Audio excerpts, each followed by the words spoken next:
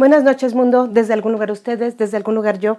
Adriana Martínez Ramos, psicóloga, psicoterapeuta gestal, tanatóloga y sonoterapeuta. Hoy vamos a hablar acerca de los ajustes neuróticos ante la pérdida significativa, retomando los ajustes neuróticos tal como los observamos, los visualizamos y los trabajamos en la psicoterapia gestalt. Entonces hablaremos un poquito acerca de lo que es un ajuste para la psicoterapia gestal, el ajuste creativo, el ajuste neurótico y qué es lo que ocurre cuando vivimos ajustes neuróticos ante la pérdida significativa. Cuando hablamos de la pérdida significativa, obviamente, pues estamos retomando cuando hemos perdido algo que nos es muy importante en la vida y que nos brinda un significado a nosotros mismos. Entonces, ¿qué pasa cuando no nos permitimos vivirlo de una manera libre y que nos permite la adaptación o la adecuación a la nueva realidad que estamos viviendo con la pérdida que ha acontecido? Entonces, bueno, de esto vamos a estar hablando el día de hoy. Solamente les pido un momento para que me permitan compartir esta transmisión y que pues puedan unirse a aquellas personas que así lo decidan y pues también dándoles la bienvenida a quienes ya estén uniéndose. Tengo a 5 personas, entre ellas Guadalupe Ramos, Leti Díaz, Rocío, muchas gracias por acompañarme. Entonces permítanme, como les decía, compartir ahorita esta transmisión y bueno, preguntarles a ustedes qué consideran ustedes que son las vivencias que necesitamos vivir libremente. Bueno, vivencias y vivir un poquito redundante, ¿verdad? Las vivencias que nos necesitamos libremente permitir ante una pérdida significativa. ¿Qué es aquello que ustedes pueden considerar que nos ayuda a adaptarnos de manera adecuada a la realidad de la pérdida? Porque de allí, pues bueno, podemos partir también para poder considerar algunos de estos aspectos que son importantes en el manejo de la pérdida y sobre todo también cuando empezamos a complicarnos un poquito la adaptación ante diferentes situaciones que muchas veces pueden estar relacionadas con aspectos que no nos permiten adaptarnos. Entonces, bueno, pues para comenzar con ello, les quiero compartir acerca, como les decía, de esta situación, de esta cuestión que va con respecto a qué es un ajuste en la psicoterapia gestal, visto desde la psicoterapia gestal. Y pues bueno, cuando nosotros vivimos una necesidad organísmica, podemos hablar desde la parte biológica, desde una parte fisiológica. Por ejemplo, si tenemos calor, ¿qué ocurre? Quizás la respuesta directa, la respuesta más natural y lógica fisiológicamente hablando, pues bueno, será, si tengo calor, pues necesito sudar. ¿Para qué? Bueno, pues para refrescar al organismo. Esto en realidad es un ajuste orgánico que va en la fisiología. ¿Qué pasa con los ajustes? Los ajustes van buscando satisfacer ciertas necesidades que nosotros presentamos. Entonces, un punto inicial desde donde lo podemos comprender es precisamente desde el ajuste orgánico. Sin embargo, no solamente vivimos necesidades fisiológicas, también tenemos necesidades emocionales, necesidades sociales, necesidades laborales, en fin, un cúmulo de muchísimas otras necesidades que estarán alrededor de ello. Ante estas necesidades, yendo un poquito más hacia una parte relacional en lo emocional y en la interacción con el mundo a mi alrededor, pues nosotros podemos empezar a vivir ajustes creativos. Los ajustes creativos, tal como lo dice su nombre, nos permiten ajustarnos, readaptarnos a la realidad vivida de una manera creativa o creadora, como mejor le querramos llamar, en donde nos vamos a permitir una adaptación, una adecuación a lo que está ocurriendo, logrando satisfacer las necesidades que en un inicio podrían ser necesidades emocionales, necesidades sociales, necesidades intelectuales también, y de ahí, bueno, un cúmulo de necesidades que aparte de ello pueden estar presentes. De ahí tenemos los ajustes creativos, que bueno, es todo un tema muy grande al que probablemente en algún momento le dedicaremos alguna transmisión temática y que nos ayudarán ahorita a identificarlo. ¿Qué pasa cuando vivimos una pérdida y nos permitimos un ajuste creativo? Literalmente y de lleno vamos a permitir que tanto desde lo fisiológico como desde lo emocional mis reacciones se manifiesten libre y adecuadamente en el entorno en el cual yo interactúo, dentro de un campo que me puede contener y que puede ser contenido también por mí y por la situación vivida. Y entonces me adapto a una nueva realidad de una manera libre, plena, continua y que satisface las necesidades de vinculación y de despedida de la cosa, persona o situación que hayamos perdido. Y aquí es en donde podemos empezar a cuestionarnos muchos aspectos al respecto, porque podríamos decir, bueno, entonces el ajuste creativo permite la vinculación, no estaríamos hablando de aquello que muchos está mencionando en nuestros días con respecto a que nos estamos aferrando. Bueno, si nos estamos aferrando ya no es un ajuste creativo, ya sería un ajuste neurótico, que es de lo que, hacia donde vamos a aterrizar y de lo que vamos a hablar el día de hoy. Cuando es un ajuste creativo, en realidad nos permitimos el vínculo, porque el vínculo en realidad va hacia la significación de lo interior. La persona, cosa o situación perdida no deja de existir en la significación de lo que hemos vivido y de lo que hemos co-construido, co-creado. Lo que deja de existir es la relación, la persona, la cosa o la situación. Entonces, de ello nos necesitamos desprender, nos necesitamos despedir para poder mantener el vínculo. Y entonces ahí hablaremos de un ajuste creativo. Cuando esto no ocurre y cuando quiero aferrarme a que esa persona, cosa o situación se mantenga presente, aunque haya sido en una pérdida por muerte, por abandono, por separación, por decisión propia, etcétera, en realidad ahí estaríamos aferrándonos no a un vínculo, sino nos estaríamos aferrando a la situación que quisiéramos que diera continuidad y que ya no puede continuar porque es algo que ya no es. Entonces allí se empieza a transformar la situación de un ajuste creativo a un ajuste neurótico. En el ajuste neurótico lo que estamos haciendo es rigidizar nuestros patrones de comportamiento, de acción, de significación, de vivencia emocional e incluso puede recaer incluso hasta la vivencia fisiológica, dadas todos los planteamientos que nos da también la psiconeuroinmunoendocrinología, en donde desde la vivencia emocional, social, interaccional, puede ir recayendo en los aspectos propios de la salud, y entonces hasta por ello podemos enfermar también. Por algo Montoya Carrasquilla también hablaba, cuando él hablaba acerca del duelo, decía que en el duelo duele todo, duelen las emociones, duele el cuerpo, duelen los pensamientos, duele la vida, duelen las acciones, duelen los sentimientos. Entonces es cómo podemos ver cómo se engloba ese todo en la vivencia con respecto a la pérdida significativa. Entonces, bueno, veamos si tenemos algún comentario o quienes más se han estado uniendo. Está también Claudia, Angie, gracias, buenas noches Angie, gracias por acompañarnos. Está Mari, buenas noches Mari, Marisol Valerio, Norma Bernal, gracias por estar aquí. Si tienen alguna duda, pregunta, por favor, coméntenmela y podemos aquí empezar a construir en este conjunto que somos. Entonces, ¿qué pasa? Nosotros vivimos estableciendo vínculos a nuestro alrededor, no solamente con personas, la establecemos también con nuestras propias ideas, con nuestros ideales, con nuestros proyectos, y cuando nosotros empezamos a establecer estas vinculaciones, se habla de que estamos desarrollando apegos. Sin duda lo son, por supuesto. Los apegos no son aferramientos, los apegos son vinculaciones afectivas que necesitamos tener para poder solventar este ser que somos, porque nos damos un significado a partir de los demás. De esto nos habla la teoría de la construcción del self en psicoterapia Gestalt. ¿Y a qué se refiere esto? A construirnos nosotros mismos. No somos seres aislados, nos construimos en el comunitario con los demás, y en este punto quizás esta sea hoy en día una de las situaciones más importantes en este tema.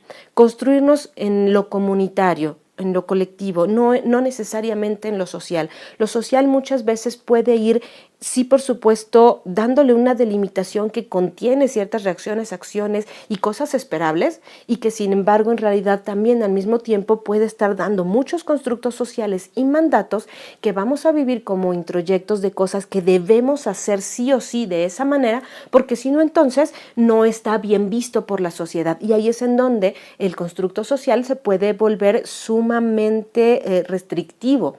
Entonces, en este sentido, es en donde podemos retomar, por supuesto, muchos de ustedes habrán escuchado, utilizarán, o incluso para quienes son profesionales de la salud o han llegado también a tener algún contacto con la tanatología, pues hablamos del duelo. Por supuesto que existe el duelo, sin duda, sin embargo, junto con ello podemos decir y retomar que el duelo está marcado socialmente y que incluso cómo se vive el duelo para una religión que para otra es diferente, cómo se vive el duelo en una sociedad que en otra, en una comunidad que en otra, e incluso en una familia que en otra va siendo diferente porque se va construyendo lo que esperamos. Esperamos que la persona llore o que no llore o que sea fuerte o que manifieste una cierta sensación, reacción, reconocimiento, acción ante lo que está ocurriendo. Bueno, mucho de eso nos lo va marcando la sociedad. Y nos lo va marcando y lleva el nombre de duelo. Por supuesto, el duelo es un proceso adaptativo, como ustedes saben, hemos hablado de ello anteriormente, y que en este sentido, por supuesto, nuevamente visto desde este corte humanístico de la psicoterapia Gestalt, bueno, vamos a mirarlo como una pérdida significativa. Vivimos esta pérdida y entonces, por lo tanto, algo o alguien con el cual nosotros otorgábamos significado a nuestra vida y a nuestra existencia deja de estar y nos necesitamos adaptar. Una de esas maneras de readaptación personal puede ser a través del duelo. A través del duelo estaremos realizando muchos esfuerzos sociales y estaremos también cubriendo expectativas en lo social, empezando desde el primer núcleo social, que puede ser la pareja o la familia, hasta el macronúcleo social de toda la sociedad a nivel global, que claro, en este sentido, pues como les decía, hay muchas diferencias y sin embargo podemos irlo viviendo así. ¿Qué necesito hacer? Necesito llorarlo. ¿Qué necesito hacer? Necesito ser fuerte. ¿Qué necesito hacer? Necesito socializarlo, poner una esquela, avisar, y entonces si a alguien, por ejemplo, se le ocurre querer vivir un velorio en soledad y que nadie asista, entonces está mal, porque eso no debe de ser, porque debe de avisar a los demás, etcétera, etcétera.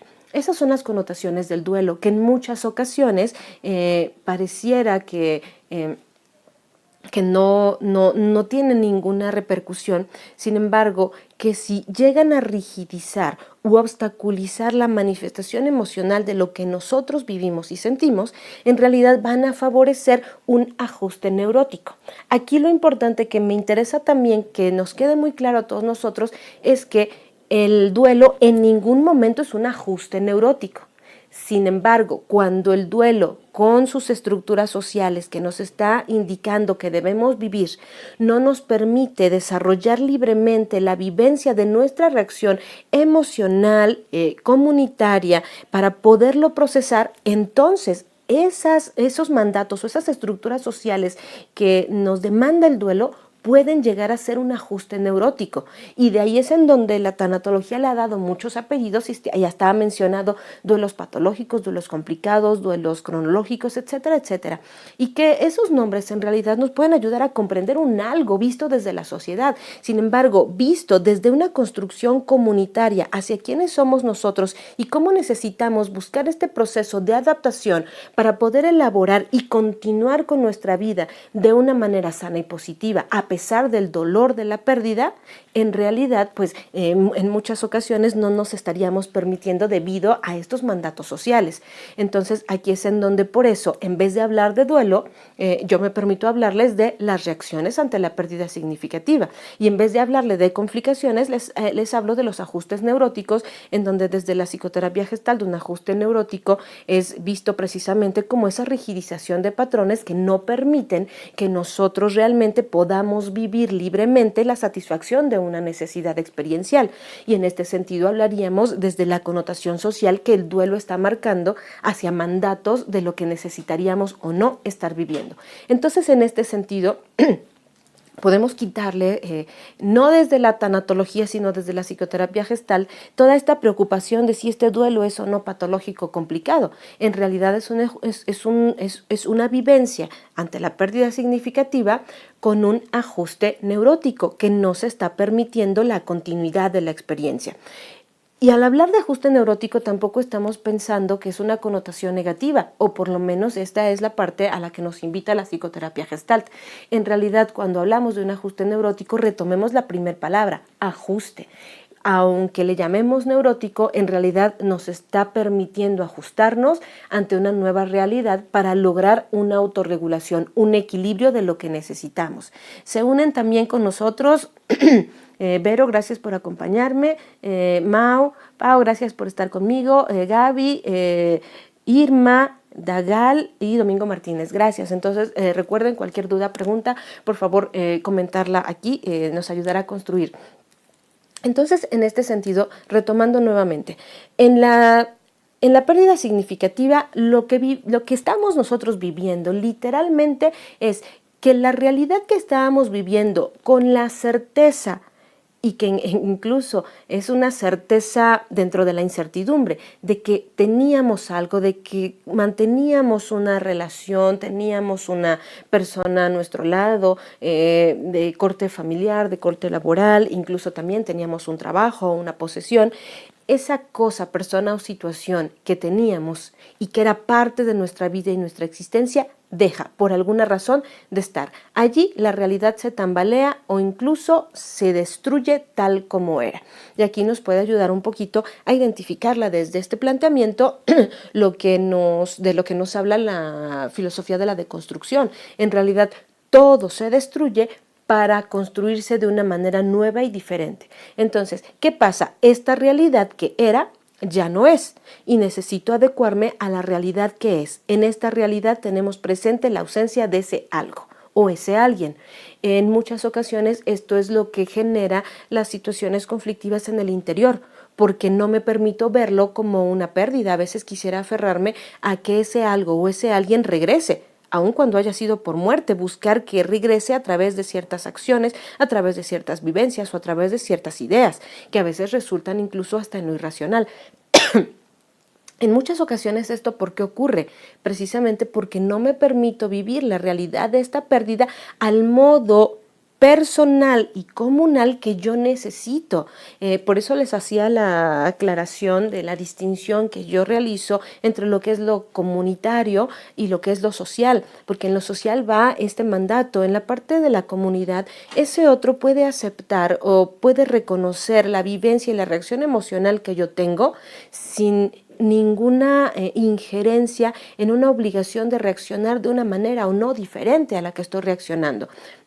De manera social, por ejemplo, se nos dice no llores o llóralo si lo necesitas. Podemos decir, bueno, qué contradictorios, ¿no? Incluso también si somos hombre o mujer, nos dicen llóralo, necesitas llorarlo, o no lo llores, o tienes que ser fuerte por tus hijos, o tienes que ser fuerte por tu madre, hasta a los niños.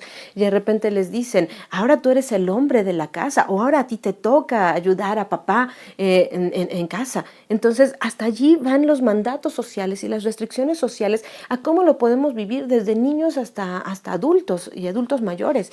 Entonces, aquí no permitimos esta vivencia.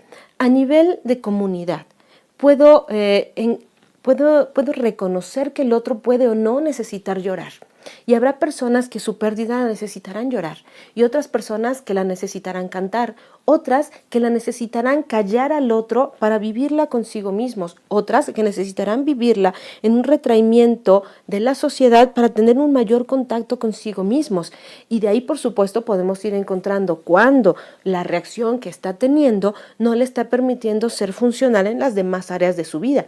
Entonces, de allí podemos ir identificando cuáles son los puntos que le ayudan a esta persona, a este ser humano, a vivir su pérdida de una manera tal que le permita reconocer la presencia de la ausencia. Y aquí es en donde tenemos la integración de esta paradoja de la existencia. Por supuesto, esta ausencia está presente. No nada más es me despido y necesito terminar todo vínculo y necesito un desprendimiento y aprender a vivir en el desapego, que para quienes conocen la visión que yo tengo con respecto a la pérdida, al duelo y al apego, saben que yo no estoy a favor del desapego, no como se está manejando a nivel social, sino de la despedida, del desprendimiento y desde los aferramientos, y hablar de que el desapego no necesita existir porque tener un apego incluso nos va a reforzar el vínculo con lo perdido en la significación interior y entonces por lo tanto me permitirá vivir la pérdida de una manera más libre.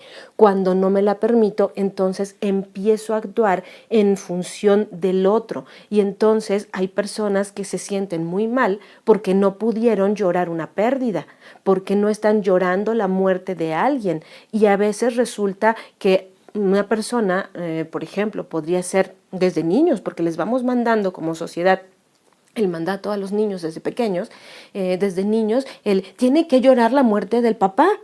y a lo mejor era un papá que ni siquiera había conocido porque había abandonado a la madre o no la había abandonado en lo literal, sin embargo se había ido a, no sé, a Estados Unidos a trabajar y pues no había estado con el niño, y entonces lo que se enteran los papás es cuando muere, y entonces le exigimos al niño que llore a un papá con el cual no había convivido y que por lo tanto no le era significativo. Y le reclamamos al niño o a la persona también adulta que llore a su perrito que murió. ¿Por qué va a estar llorando a un perro si quienes eran importantes eran las personas? ¿O es más importante haber perdido un trabajo o que haya tenido un asalto o alguna situación conflictiva tal vez en casa? Es más importante que el que haya muerto un perro, cuando en realidad lo que verdaderamente importa es la vivencia interior de la pérdida de acuerdo con el vínculo que nosotros habíamos establecido. Entonces ahí es donde podemos ver, en mucho dice, la intensidad del duelo, nos dice la tanatología que la intensidad del duelo depende del vínculo, de la relación, del apego que se había desarrollado con eso que estamos perdiendo. Esto es muy cierto.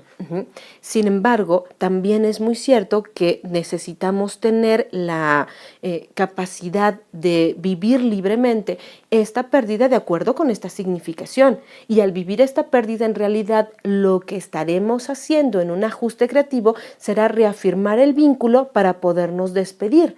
Si nosotros lo vivimos como un ajuste neurótico, estaremos tratando de desapegarnos, de que ya no nos sea significativo, e incluso para algunas personas, incluso hasta solicitan o piden o esperan llegar a olvidarlo y ya no recordarlo. Y este es un punto que resulta muy complicado en cuestión de adaptación, porque ¿cómo me puedo adaptar a una nueva realidad si no reconozco lo perdido? Por eso va a ser muy importante que nosotros podamos reconocer lo que sí hemos perdido y afianzar ese vínculo. Y por supuesto, en el trabajo terapéutico o en el trabajo terapéutico tanatológico será con respecto a reforzar la significación que esta persona, cosa o situación ha tenido y seguirá teniendo en mi vida, porque en realidad esta significación no la pierdo. Si yo busco de una manera personal o atendiendo a estos mandatos sociales, el quitar esta significación, el olvidarlo, el no recordarlo, o incluso, como decía la tanatología en los años 50, 60, que el primer signo de que un duelo había sido resuelto era que ya no se lloraba al contarlo. Bueno, pues resulta que en muchas ocasiones ese más bien era un ajuste neurótico, o sigue siendo un ajuste neurótico, porque en muchas ocasiones puedo llorarlo de manera diferente, de manera en la cual pueda yo recordar de una manera distinta y sanadora lo vivido, y pueda llorarlo cuando lo recuerde, y que sin embargo no me sea de la misma manera doloroso ni de la misma manera limitante a las diferentes acciones, reacciones, actividades y ámbitos en los cuales me desarrollo. Esos son realmente los ajustes neuróticos, porque si yo tengo, es como si yo le dijera a mi cuerpo, ok, no sudes. E incluso hay tratamientos que, por cierto, los dermatólogos no los recomiendan. Hay tratamientos en los cuales las personas pueden poner ciertas sustancias que tapan los poros para que estos individuos, que a veces pueden estar teniendo una queja de que están con una sudoración excesiva, para que no suden. Y entonces no sudan axilas, tal vez no sudan manos o no sudan pies, e incluso algunas otras partes del cuerpo también. Pero ¿qué pasa? Las toxinas se van quedando en el cuerpo. En realidad, por supuesto, para la hiperhidrosis, que es esta condición dermatológica que por supuesto también se puede tratar médicamente, hay algunas otras vías también para poder disminuir la sudoración, más no impedirla, no tapar los poros. Y este sería hablando de un ajuste orgánico hacia un desajuste orgánico. En este sentido sería hacia un ajuste neurótico en la cuestión de lo personal, de la vivencia emocional que nosotros necesitamos permitir, para que, pese a que pareciera que va en contra de los cánones o mandatos que nos pide la sociedad, nosotros nos podamos permitir vivir esta experiencia para poder dejar que la emoción acuda, venga también a hacer su trabajo, porque toda emoción, aún una emoción displacentera, tiene una función. Entonces también si yo vivo en el enojo, vivo un estado de alerta. Si yo vivo en la tristeza, vivo en un estado también de retraimiento y de contención para conmigo mismo. Si vivo un estado de miedo, me prepara para la lucha o la huida. Entonces a veces podemos decir, quisiera evitar esto. Sin embargo, tiene su función y una función muy importante, que si yo impido, entonces lo que estaré viviendo es precisamente este ajuste neurótico que no me permite reconocer el miedo, el enojo, la tristeza, la angustia, el desasosiego ante cualquier tipo de pérdida que yo haya vivido. Y entonces, por lo tanto, no se va satisfaciendo esta necesidad tanto desde lo emocional hasta lo interaccional y lo relacional. Y entonces, por vivir un mandato social, por vivir una creencia que a veces resulta que ni siquiera hubo un alguien o una estructura social que en realidad me lo estaba demandando como tal, va llevando a que yo no pueda vivirlo de una manera libre. Tenemos por aquí algunas preguntas que vamos a contestar ahora o comentarios, y Gaby dice, obvio, estas reacciones dependen de las vivencias de las personas afectadas, de su estado físico y emocional, por supuesto, y por supuesto también por eso en la comunidad es importante reconocer, esta persona necesita llorarlo, esta persona necesita callarlo, esta persona necesita compartirlo, esta persona necesita compartirlo con una persona y no con otra, y poderlo respetar, porque si no en muchas ocasiones a nivel social, entonces se le demanda compártelo, y compártelo con quien te lo está preguntando o con quien sea, o pregúntalo, o dilo, o haz. Y si no es lo que la persona necesita, ¿por qué tendría que hacerlo? Verse obligada a hacer algo que no quiere, que no necesita y que no le está siendo nutritivo y biopositivo es lo que va a favorecer este ajuste neurótico. Entonces, por supuesto, es necesario ver la especificidad en cada persona. No hay recetas en cuanto a pérdida o duelo se refieren, en realidad, ni siquiera aquellas teorías que nos hablan de fases, de etapas, de tareas de duelo, en realidad van a ser una receta específica que necesitemos seguir y que en muchas ocasiones erróneamente se busca seguir.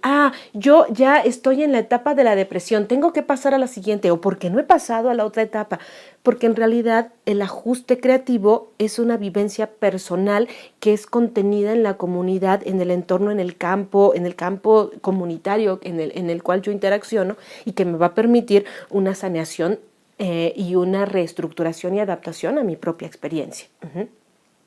Y por otro lado, Mau dice, la fantasía de que algo nos pertenece es el primer indicador neurótico, exactamente. Por eso, y la fantasía de que algo nos pertenece en posesión, en la posesión de una relación, una persona, de una cosa, de una situación o de un proyecto. En realidad nos pertenece el significado, la significación esa sí es nuestra y la realizamos en una copertenencia, no nos pertenece lo que corresponde a ese entorno.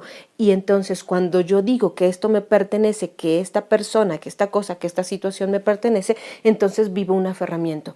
Cuando sé que me pertenece en lo simbólico y en la significación, puedo dejarlo partir y puedo permitir el desaferramiento. Y ahí está justo la distinción entre el ajuste creativo y el ajuste neurótico. También se unieron por ahí Cintia, Rex, López, Mara y Jonathan. Gracias por acompañarme.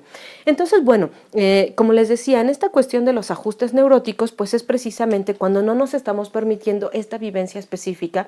Y sé que aquí, pues en mucho, podemos ir controversiando los planteamientos del duelo, no para echarlos por tierra, sino para utilizar realmente lo que del duelo me permite brindarme un significado y brindarle un significado a mi pérdida, y por lo tanto genero un significado para mi duelo, porque en muchas ocasiones en la atención tanatológica nos vamos encontrando a personas que están luchando, tal cual, luchando por vivir un duelo. Si nos vamos a la etimología de duelo, dolum, combate, dolor, combate, en realidad están combatiendo con el propio duelo para poder vivir un duelo que en realidad no necesitaban vivir, porque necesitaban vivir algunas otras reacciones, y se hace una cosa bastante terrible desde donde la están viviendo cada una de estas personas. Entonces, no es por echar por tierra los planteamientos del duelo, sino para utilizarlos a nuestro favor. Cuando el duelo está impregnado de mandatos sociales que no corresponden con la vivencia que la persona está desarrollando, entonces correspondería a un ajuste neurótico. Cuando el duelo y su estructura social y socializante me permite reconocer lo que estoy sintiendo para poderlo compartir en comunidad, para poderlo reconocer en el interior, entonces el duelo podría ser de ajuste creativo. Si hacemos interaccionar estas dos vertientes de atención en la salud a las personas, que son la psicoterapia gestalt y la tanatología, al hacerlas convivir, podríamos hablar entonces de un duelo de ajuste creativo o de un duelo de ajuste neurótico. Entonces, a lo que yo les invito es a pensar cuáles son sus ajustes ante las pérdidas significativas y cuándo estos ajustes han sido neuróticos y cómo podemos realizarlos de manera creativa. La próxima transmisión la dedicaremos a los ajustes creativos en las vivencias, en la experiencia de la vida, no solamente en cuanto a las pérdidas, para que podamos encontrar también y podamos pensar y reflexionar sobre nuestros propios ajustes creativos ante nuestras vivencias. Entonces, por lo pronto espero que esto que hemos hablado el día de hoy pues pueda ser nutritivo para reconocernos en la libertad de ser quienes somos, de vivir y de poder utilizar a favor nuestras propias experiencias y no solamente luchar en contra de ellas. Y de ahí poder ser y vivir en una adaptación libre y por lo tanto también creativa. Les agradezco mucho haberme acompañado desde algún lugar ustedes, desde algún lugar. Buenas noches, mundo. Soy Adriana Martínez Ramos, psicóloga, psicoterapeuta gestalt, tanatóloga y sonoterapeuta, y nos encontramos en la siguiente transmisión que será en unos 15 días. Muchas gracias y que tengan una excelente noche. Hasta luego.